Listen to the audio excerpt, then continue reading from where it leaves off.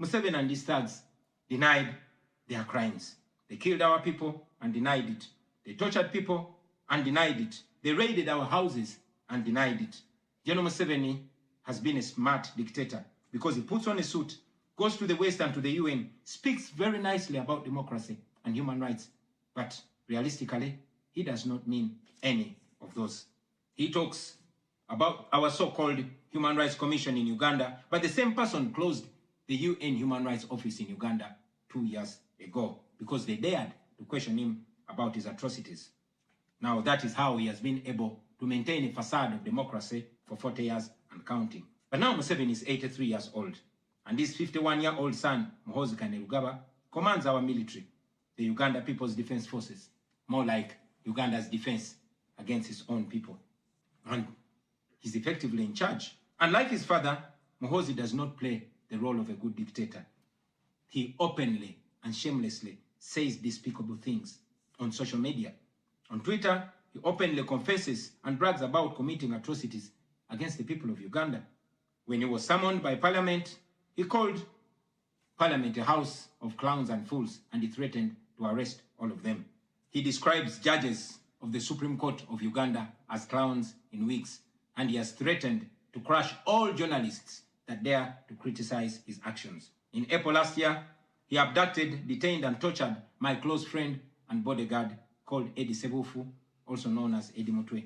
He later on posted on Twitter naked pictures of Eddie, boasting that Eddie Mutwe was in his basement learning Museveni's mother tongue, Runyankole. Last month, he bragged about killing 22 of my friends, and he said that he's praying that I am the 23rd person for him to kill. In other words, Museveni and his son no longer fear international retaliation for their crimes. They've been so emboldened by your lack of action. They know that they can murder their own people, imprison them, torture them, remove their fingernails, push needles down their testicles, and nothing will happen to them. Now, they're using rape as a weapon. Boys and girls, men and women, people of all ages have reported being sexually assaulted by Muhoozi's military. And it's not rare. The majority of the people that they capture and unlawfully imprison have reported being raped, whether men or women. It is no longer possible, ladies and gentlemen, for the international community to deny Museveni's violence and atrocities. It's all over social media. And today, I am talking about it to you. Now, this is our call to action. The way I see it, if the international community continues to be complacent, then Uganda will go from bad to worse. Museveni and his son's military will massacre many more innocent Ugandans. You, ladies and gentlemen, in the Western world, will be forced to grapple with millions of Ugandan refugees pouring into your countries. And maybe then, the international community will come and commiserate with the people of Uganda, just like they did after the genocide in Rwanda, but it was too late. The second option is that the international community rises to the occasion.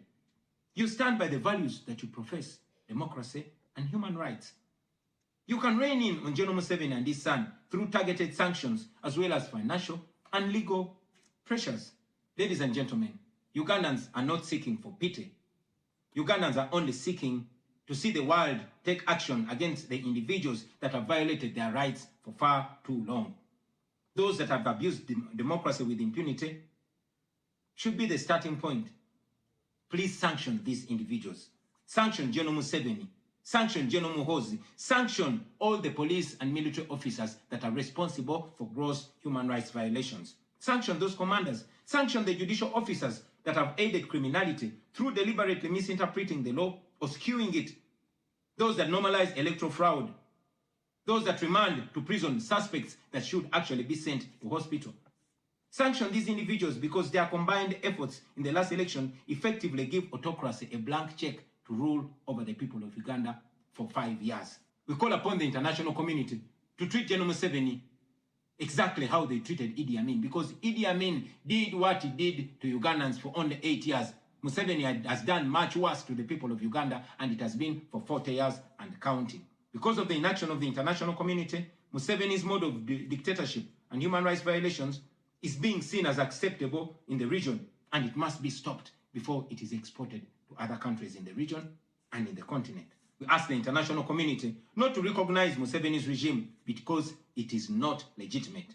Please terminate any forms of cooperation with this government because he is not legitimate. On our end, as the people of Uganda, we are committed to non-violent means of changing our country, non-violent means of putting an end to this 40-year-old dictatorship. And you can be sure that the people of Uganda will sooner or later free themselves, because oppressed people cannot stay oppressed forever. With your help, friends, with the help of the international community and development partners, we can change our country. We can liberate Uganda before it is too late. I thank you for listening to me, for God and my country.